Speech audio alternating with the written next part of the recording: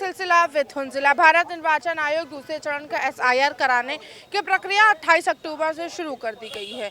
3 नवंबर तक की सभी प्रक्रिया बीएलओ अधिकारी निर्वाचन अधिकारी पूरी कर लेंगे। 4 नवंबर से लेकर 4 दिसंबर तक के घर घर बीएलओ जाकर एसआईआर की प्रक्रिया ग्राउंड पर चालू हो जाएगी। एसआईआर 12 राज्यों में हो रहा है, माफ़ी चाहेंगे देश बोल दिया, 12 राज्यों में हो रहा है। गुजरात, गोवा, राजस्थान, मध्य प्रदेश, तमिलनाडु, केरल और तमाम ऐसे भी हैं। उत्तर प्रदेश में भी हो रहा है। उत्तर प्रदेश की अगर हम बात करें तो अभी तक के मतदाताओं की जो लिस्ट है वो 15.44 करोड़ मतदाता हैं। उनके लिए बीएलओ की जो संख्या निर्धारित की गई है 1.62 लाख 486 बीएलओ ऑफिसर्स तैनात किए जाएंगे और घर घर जाकर यह प्रक्रिया चालू की जाएगी। एसआईआर यानी कि स्पेशल इंटेंसिव रिवीजन जो 2003 से लेकर 2000 तक की जो वोटर लिस्ट है या 8 तक की हम बात करें वोटर लिस्ट है उसको लेकर एक तरीके से ये भी कहा मान लीजिए आप कि नए अपडेट हो रहे हैं, नए नाम जुड़ेंगे। देखना ये होगा एसआईआर में क्या बिहार के जैसे हालात बनेंगे, क्योंकि बिहार में भी कई तमाम मतदाता हटाए गए थे, उस पर पिटीशन लगी गई थी तमाम लोगों, फिर उसी पे वोट चोरी का आरोप भी लगाया गया। तमाम मुद्दों को लेकर एक तरफ आज सरदार वल्लभ भाई पटेल की जयंती, उसी पर अखिलेश यादव ने कहा कि सरदार वल्लभ भाई पटेल ने आरएसएस को बैन किया था, क्या अब कोई दूसरा होगा जो आरएसएस को बैन कर देगा। वहीं देवकीनंदन ठाकुर का भी एक बयान बहुत ज़्यादा चर्चित में है। वो बयान ये है कि 90% हिंदू के बच्चे हिंदू नहीं रहे हैं। ये देवकीनंदन ठाकुर का बयान है। उन्होंने धर्मांतरण और तमाम सारे मुद्दों को लेकर हो सकता है ऐसा कहा, मगर वहीं भाजपा के पूर्व विधायक और मौजूदा में वो इस समय नेता हैं कहा जाए तो, उन्होंने एक ऐसा बयान दिया है जो हालांकि तुष्टीकरण की राजनीति को साफ करता है। उन्होंने ये कहा है कि रघविंदर सिंह ने ये कहा है कि 10 मुस्लिम लड़कियां आप लेकर आएं, नौकरी, वो जो लड़के लेकर आएंगे नौकरी, रहने का ठिकाना, मतलब तमाम सारी सिक्योरिटी और सेफ्टी दी जाएगी। एक तरफ एसआईआर हो रहा है, बिहार में खूनी जंग होने लगी एक तरीके से हम ये कहेंगे, क्योंकि बिहार में चुनाव कम खूनी खेल ज़्यादा शुरू हो चुका है। एक तरफ एसआईआर है, ऐसा मतलब कि उत्तर प्रदेश और बिहार की राजनीति में पूरी तरीके से अब फिर बदल और सियासी रोटी सेकने तक के ना तो शब्द की मर्यादा रही, ना तो एक एसआईआर हो गया सरदार वल्लभ भाई पटेल, और बिहार में तो खूनी जंग हो गई है। एसआईआर हो रहा है, क्या लगता है इस बिहार के जैसे हालात होंगे राय साहब जी कि नहीं होंगे? देखिए, जब पॉलिटिकल दल अपराधियों को राजनीति के पैरे में महिमा मंडन शुरू कर दें, अपराधियों का व्यवसायीकरण कर दें, अपराधियों को लोकसभा और विधानसभा में भेजने का काम शुरू कर दें, तो निश्चित तौर पर मैं आपके चैनल पर ही ईमानदारी से अपने दिल का बयां करता हूं कि अपराधी आज समय के दौर में भारतीय जनता पार्टी का सुनहरा कालखंड में, अपराध मुक्त कालखंड में, भ्रष्टाचार मुक्त कालखंड में, अपहरण मुक्त कालखंड में और समाज का विकास जर्मनी और जापान के पैरे में भारत को खड़ा करने में जो वर्तमान सरकार अपनी पीठ थपथपा रही है, ये निश्चित तौर पर ये जो है आम लोग, जो देश की भोली भाली जनता है, उसके अतीत के साथ खिलवाड़ कर रही है, उसके वर्तमान के साथ खिलवाड़ कर रही है, उसके भविष्य के साथ खिलवाड़ कर रही है, देश के संविधान के साथ खिलवाड़ कर रही है, देश का न्यायालय के साथ खिलवाड़ कर रही है, हिंदुस्तान के भाईचारे के साथ खिलवाड़ कर रही है, हिंदुस्तान की एकता के साथ खिलवाड़ कर रही है, हिंदुस्तान की अखंडता के साथ खिलवाड़ कर रही है।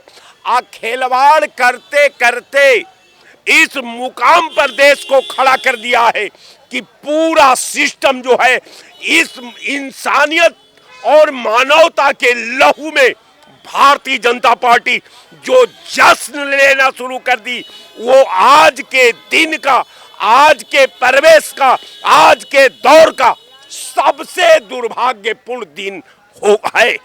तो कहने का मेरा मतलब ये है कि भारतीय जनता पार्टी उत्तर प्रदेश की लॉ एंड ऑर्डर बताती है, एसआईआर की बात करती है, तो मैं सरकार से पूछता हूं और निर्वाचन आयोग से पूछता हूं कि आसाम में एसआईआर कब होगा? जरा इसके जवाब हमको दे दीजिए कि उत्तर प्रदेश देश से बाहर कहीं असम है? अगर मान लीजिए कि आप 13-14 स्टेटों में ठेका ले लिए हैं कि एसआईआर होना चाहिए, तो आसाम क्या चीन में बसा है? आसाम क्या इंग्लैंड में बसा है? आसाम क्या पाकिस्तान में बसा है? आसाम का रसा में बसा है? तो जब भारत में बसा है तो वो बता दीजिए डेट कि आसाम में एसआईआर कब कराएंगे। अच्छा, उत्तर प्रदेश की जो मतदाता संख्या है 15.44 करोड़ मतदाता, उसके ऊपर जो बीएलओ बूथ लेवल ऑफिसर तैनात किए जाएंगे वो 1,62,486, 15 करोड़ और 1,60,062। क्या एक महीने में ये सारा कंप्लीट कर पाएगा? क्योंकि 75 जनपदों में से इतने घर, इतने लोग, क्या एक महीने में से? केवल चूंकि भारतीय जनता पार्टी और निर्वाचन आयोग का गठबंधन है कि आप जो है आम मतदाताओं में इतना वोट निकाल करके और इतना वोट नया ऐड कर देना, यही भारतीय जनता पार्टी और निर्वाचन आयोग का एसआईआर है। कहने का मेरा मतलब ये है कि वही मतदाता गुजरात में रहेंगे, पश्चिमी बंगाल में रहेंगे, बिहार में रहेंगे, उड़ीसा में रहेंगे, राजस्थान में रहेंगे, हिमाचल प्रदेश में रहेंगे, हरियाणा में रहेंगे, दिल्ली में रहेंगे, वही मतदाताओं के आधार पर, वही मतदाताओं के दहलीज पर भारतीय जनता पार्टी जो है निर्वाचन आयोग को मोहरा बना करके अपना जो है विधा से खेलती है, सिस्टम से खेलती है, लोकतंत्र से खेलती है और डेमोक्रेसी से तो इस कदर खेल दी है कि 5 किलो गेहूं और चावल पर पीठ थपथपा रही है।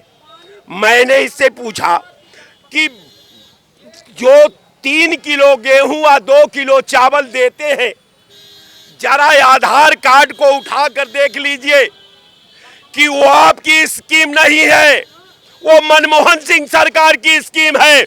लिखा है खाद्य अधिनियम 2013, यानी मनमोहन सिंह सरकार ने देश की पार्लियामेंट में इस कानून को पास किया था। आज आप कह रहे हैं कि जो प्लानिंग, जो नियम कांग्रेस ने बनाया, आप कह रहे हैं कि हम राशन दे रहे हैं। सरदार वल्लभ भाई पटेल की आज जयंती है, पूरा देश कहे मना रहा है, मुख्यमंत्री ने भी, मगर अखिलेश यादव ये कहा कि आरएसएस बैन कर दिया गया था, सरदार वल्लभ भाई पटेल ने बैन किया था। आप कोई दूसरा हो जो बैन करके दिखाए आरएसएस को? सबसे बड़ी बात है कि यहाँ आरएसएस पर बैन लगा है, ऐसा नहीं है। वही सरदार पटेल ने आरएसएस और मुस्लिम लीग दोनों संस्थाओं पर बैन किया था। वो जानते थे कि ये दोनों संस्था देश के लिए घातक है, लोकतंत्र के लिए घातक है, आवाम के लिए घातक है। ये दोनों नफरती चिंटू हैं और ये विधा से खेलेंगे, सिस्टम से खेलेंगे, संविधान से खेलेंगे, न्यायपालिका से खेलेंगे, मानवता से खेलेंगे, सद्भाव से खेलेंगे। ये पहले से पटेल जी जानते थे, इसीलिए उन्होंने 2 संगठन मुस्लिम लीग और जो है आरएसएस को प्रतिबंधित किया था। अच्छा, राघवेंद्र सिंह हैं, भाजपा के विधायक हैं, पूर्व विधायक और नेता, उनका 10 लड़कियां, मुस्लिम लड़कियां लेकर आए, उनकी सेफ्टी सुरक्षा सब हम देंगे, नौकरी भी देंगे। क्या ऐसी भाषा और नेता विधायक, पूर्व विधायक होके भाषा सूट करती है? भारतीय जनता पार्टी से जब संस्कृति की आप अपेक्षा करती है, मानवता की अपेक्षा करती है, देश में बढ़िया सोच की आप उम्मीद करती हैं, तो हम समझते हैं कि भारतीय जनता पार्टी और संसदीय लोग, अमर्यादित लोग, ये वो लोग हैं जो सिस्टम से खेलते हैं, जो मानवता से खेलते हैं, जो इंसानियत से खेलते हैं, जो संविधान से खेलते हैं।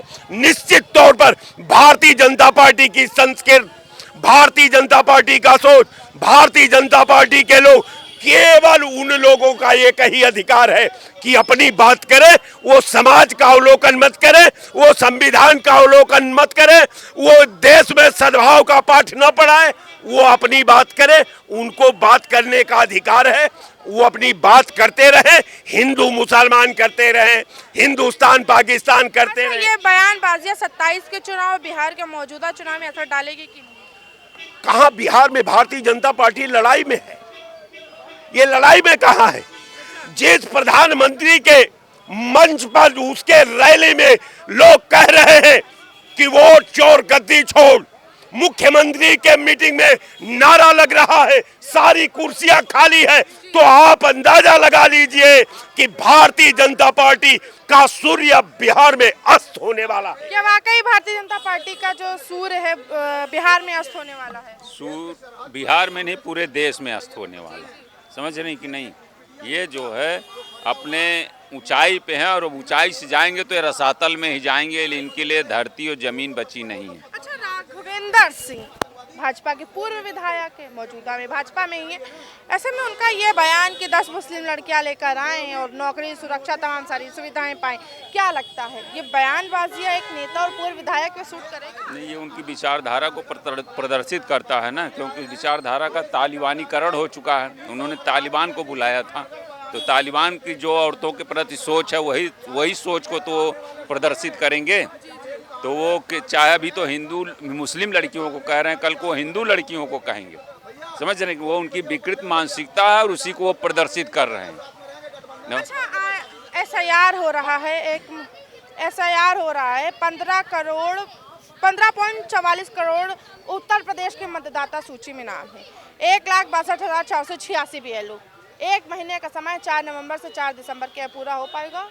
एसआईआर निष्पक्ष तरीके से चुनाव आयोग करवा पाएगा? निष्पक्ष नहीं होगा, टोटल धांधली होगी। एसआईआर इसीलिए लेकर आया गया है कि जो है जनता को जो है, जो वोटर है, जो उनके देखेंगे, जो वोटर नहीं उनका रिकॉर्ड मिटाया जा सके।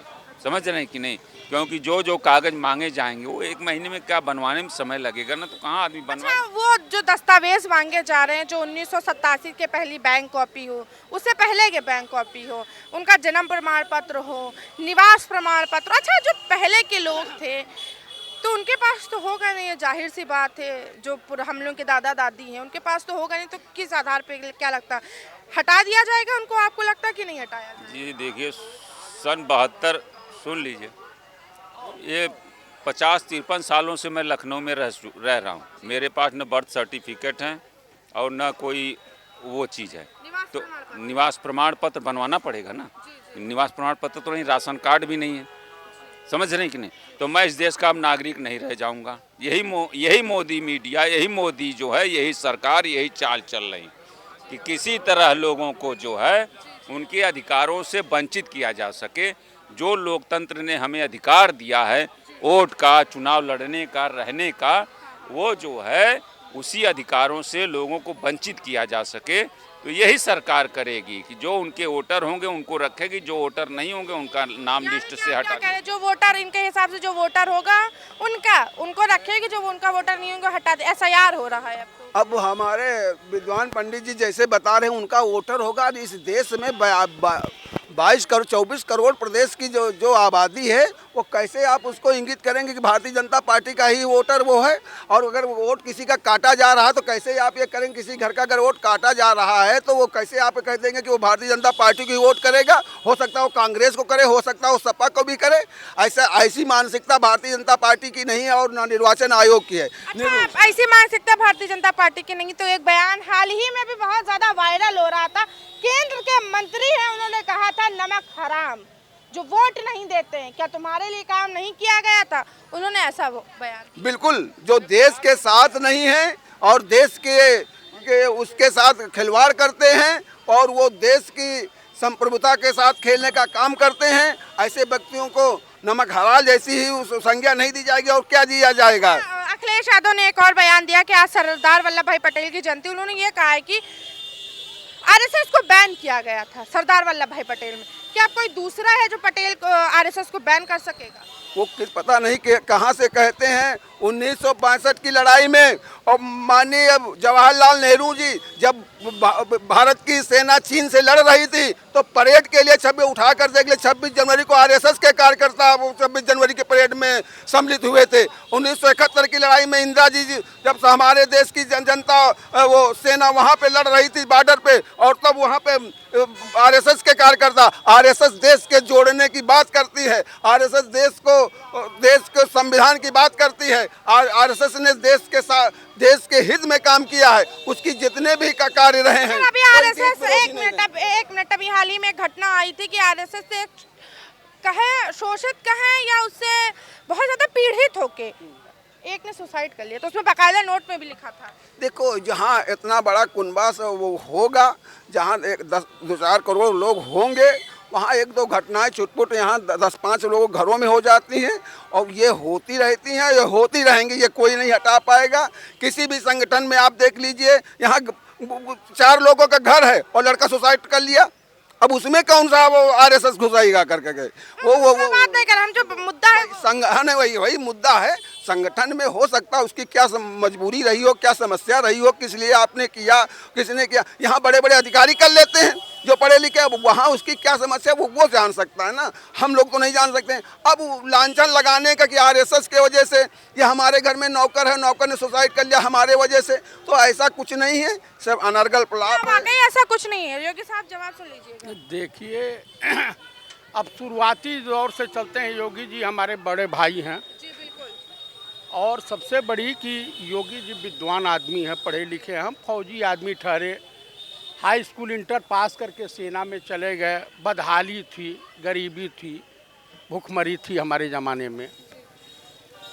तो मैं यही कहूँगा कि योगी जी को याददाश्त के तौर पर कि आप अमित शाह के तरफ से बयानबाजी न करें, जो इसमें नोट हो जाए, वो काटी भी न जाए और उसमें बदनामी हो। आप ब्राह्मण आदमी हैं, इनका बयान उसी तरीके से था कि जैसे उन्होंने कहा कि मैं इतिहास का विद्यार्थी हूँ, सीनेट होके पार्लियामेंट में, कि 1960 में अगर ये नहीं मरे होते सरदार पटेल जी तो ये होता, जबकि 1950 में मर गए थे।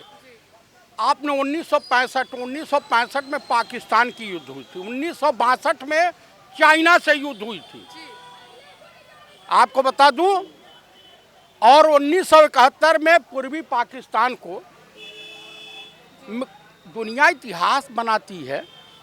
एक महिला निडर, साहसी, दूरदृष्टि रखने वाली अमेरिकी राष्ट्रपति निक्सन को जूती के नोक पर रखते हुए अब पूर्वी पाकिस्तान को बांग्लादेश में तब्दील कर दिया।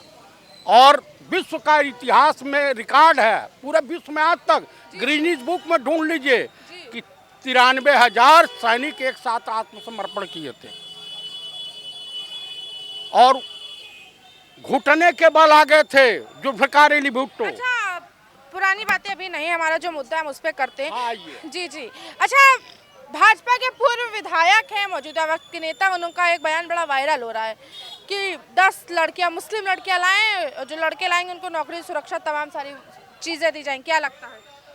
देखिए, समाज में द्वेष, हिंदू मुसलमान, भारत पाकिस्तान, मंदिर मस्जिद के अलावा इनके पास ये विकास पे वोटें नहीं मांग सकते हैं। अच्छा। महंगाई पे बातें करने को तैयार नहीं है, बेरोजगारी पे बातें नहीं कर सकते हैं, स्वास्थ्य और शिक्षा पे बातें करने लायक नहीं है, हिंदुस्तान की या प्रदेश की अर्थव्यवस्था पे कहीं दूर दूर तक रुकने वाले नहीं हैं।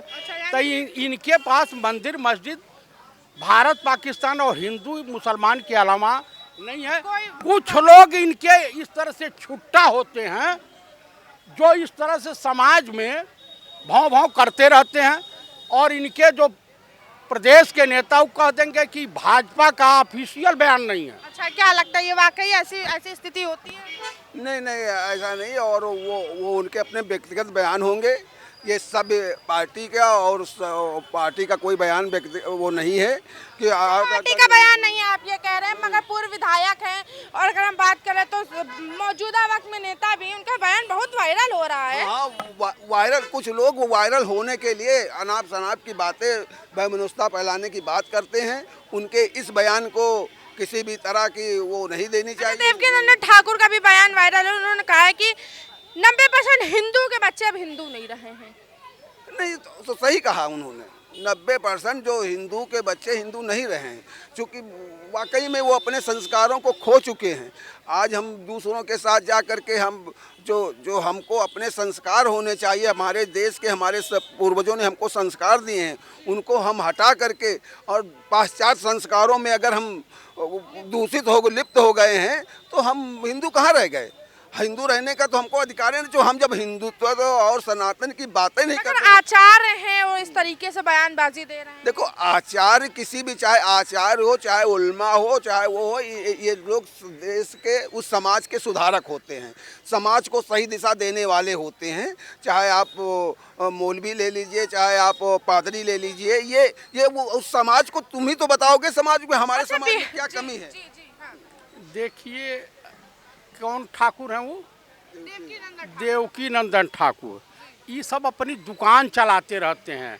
जैसे ये है और शास्त्री है, धीरेन्द्र शास्त्री, ये सब अपनी दुकान चलाने के, ये हिंदू धर्म के ठेकेदार हैं, सनातन के ठेकेदार हैं। हम इनको धर्म गुरु भी नहीं मानते। हमारे धर्म गुरु जगत गुरु शंकराचार्य होते हैं। ये किस हैसियत से बोलता है ये दुकानदार है। आप बताइए, एक बोल रहा कि कुंभ के मेले में इतने लोग मर गए, डायरेक्ट स्वर्ग गए।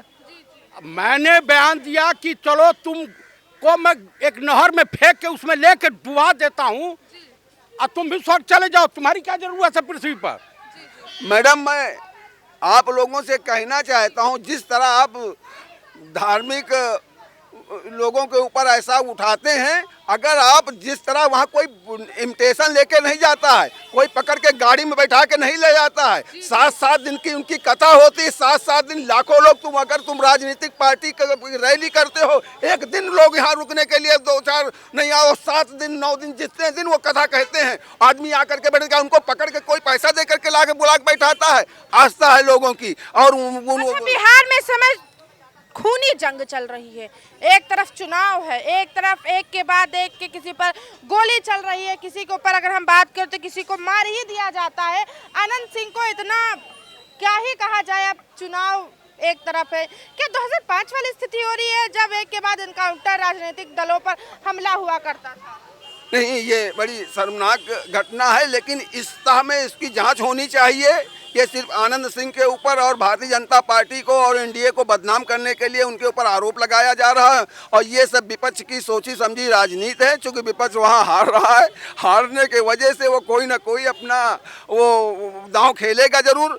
इसलिए उन्होंने एक यादव समाज को, पिछड़े समाज के लोग को की हत्या करवा, क्योंकि वो तो सिर्फ उनका जन स्वराज की वो कर रहे थे ना, जन स्वराज की वो कन्विंसिंग कर रहे थे, जन स्वराज के काफिले में थे। अब उसको लालू प्रसाद यादव से जोड़ दिया गया कि लालू प्रसाद यादव का बहुत खास था।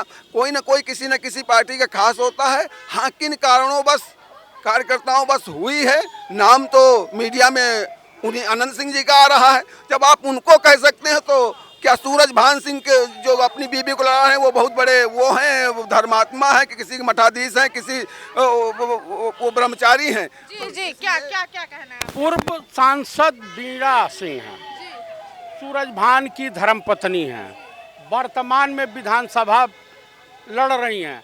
आज उनके गाड़ी के ऊपर गोलाबारी हुई है, फायरिंग हुई है, गाड़ियां तहस नहस हुई हैं।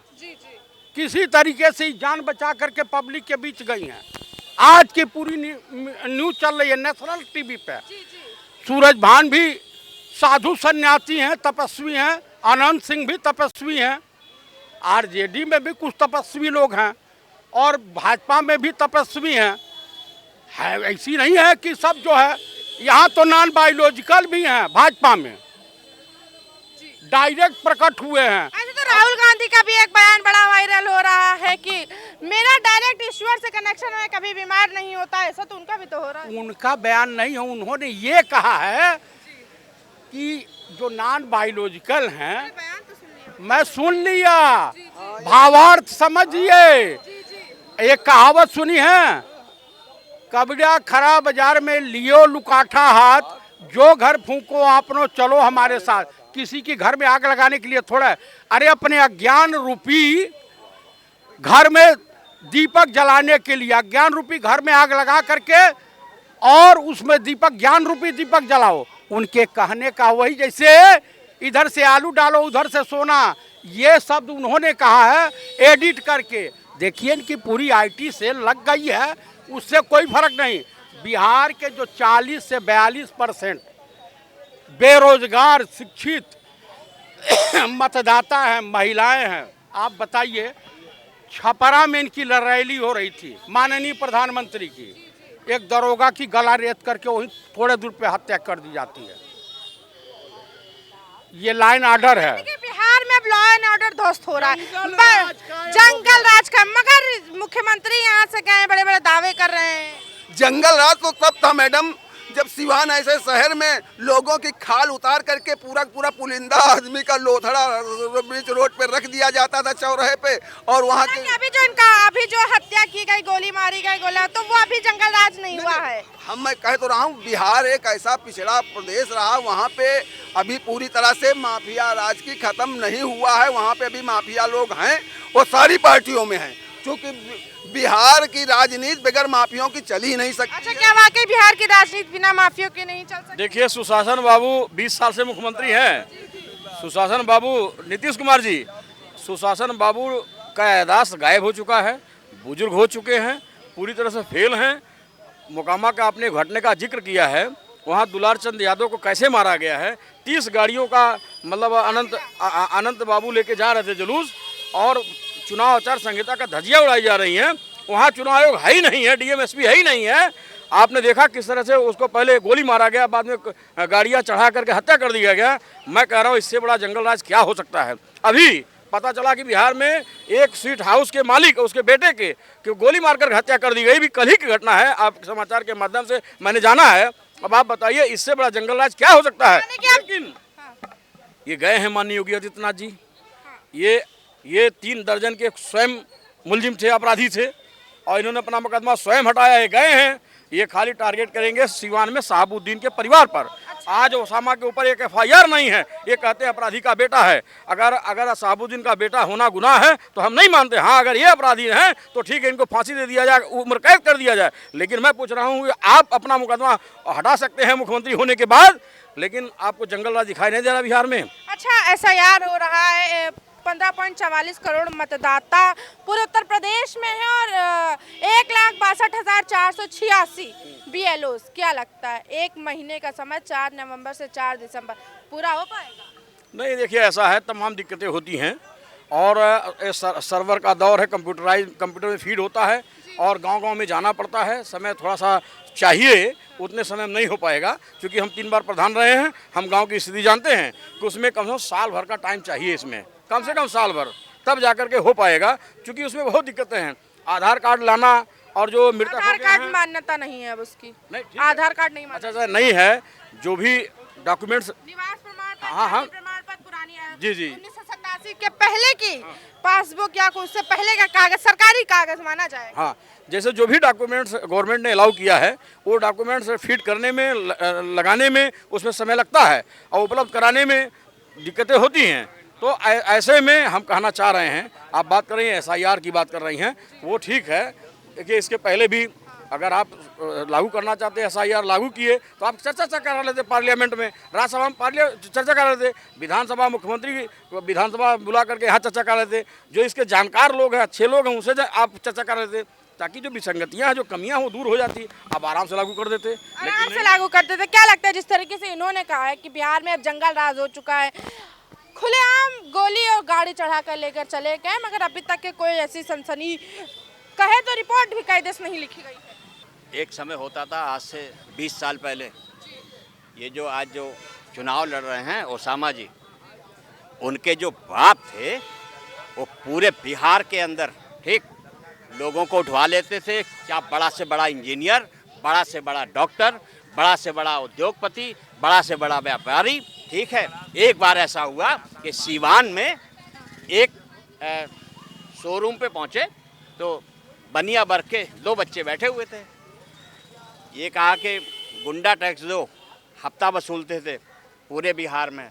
तो ये कहा कि ये पैसा हम नहीं देंगे। कहा कैसे नहीं दोगे? उनके गुंडे उठा ले गए दोनों भाइयों को और एक ड्रम के अंदर तेजाब भरा हुआ था, तेजाब के अंदर उनको डाल दिया और केवल उनकी हड्डी हड्डी दिखाई पड़ी, मांस तो सब खत्म हो गया। तो ऐसे पार्टियों के और आरजेडी ने उनको अपना टिकट दिया है और यहाँ के नेताजी ठीक उसका प्रचार करने गए हैं कि भाई तुम्हारे बाप इतने बड़े गुंडे थे और पैसा मांगने पे तेजाब में डाल देते थे। आज हम प्रचार करने आए बेटा तुम्हारे लिए कि गुंडों, क्योंकि यहाँ पे भी मुख्तार अंसारी, अतीक अहमद जैसे गुंडे इन्होंने पाले हुए थे, ऐसे ही आरजेडी ने शहाबुद्दीन ऐसे गुंडे पाले हुए थे। अच्छा पुरानी बातें छोड़िए, अभी मौजूदा वक्त में रहिए। नहीं पूछ लीजिए आनंद सिंह ने जो हत्या किया है, आनंद सिंह ने जो हत्या किया है उसके बारे में पूछ लीजिए क्या कहा है? इतनी भयावह चीज, गुंडा टैक्स मांगने जा रहे हो और बच्चों को आप तेजाब में डाल दो, उनकी बात ये नहीं करेंगे, ये मुख्तार अंसारी की बात नहीं करेंगे, ये करेंगे। आनंद सिंह के बारे में क्या कहेंगे, कुछ बताएंगे? असल में यादव और मुल्ला मिलके यजमुल्ला हो गए तो कुछ कर नहीं सकते। इनकी बुद्धि इतनी भ्रष्ट हो गई है कि मुल्ला कुछ भी कर लें, ठीक है, उनके लिए कुछ नहीं है। एक समीकरण होता था, अगर M22 से अगर कोई भी आदमी है कुछ करता है तो उस पर FIR नहीं होगी, और बिहार में भी नहीं होती थी, यहाँ भी नहीं होती थी। तो यादव तो सब मुल्ला हो ही गए हैं, तो यजमुल्ला बन के कुछ नहीं होगा। और अगर इनकी सरकार आती है तो M22 के अलावा किसी की सुनी नहीं जाएगी। ऐसा ये फालतू की बात करते हैं, ये दिमागी रूप से पागल हैं, इनको बोलने आता नहीं है। और एक यादव समाज को यजमुल्ला बोल रहे हैं, इतना बड़ा बेवकूफ इंसान कहीं नहीं है। ये इनको व्यक्तिगत कह रहा हूँ, ये पूरी तरह से दिमागी रूप से खत्म है, ये कुछ है नहीं। दूसरी बात ये कह रहे हैं आनंद सिंह पर बारे में बात कर रहे हैं। एक मिनट भैया, मोकामा में जो घटना घटी है उसके बारे में कुछ बोल रहे हैं। सुनिए, मोकामा में जो घटना घटी है उसके बारे में कुछ नहीं बोल रहे हैं, इनको साफ सुख गया है। देखना होगा बिहार में जो खूनी जंग हो गई, या कहें कि एक तरीके से एक को हटाने के लिए दूसरा वाली हाल हो गई, यानी कि ये वो हरकत है कि सांप भी मर जाए लाठी भी ना टूटे। कोई नाम भी नहीं ले रहा है जो कि हत्या हो गई हो आनंद सिंह पर, किसी तरीके का कुछ नहीं है। हालांकि SIR, अखिलेश का बयान और मौजूदा वक्त में जो नेताओं के बयान चल रहे हैं और देवकी नंदन ठाकुर ने जो बयान दिया उसको लेकर आम जनता ने क्या बोला वो आपके सामने है। कैमरा पर्सन अमित के साथ मैं अंजला श्री न्यूज़ लखनऊ।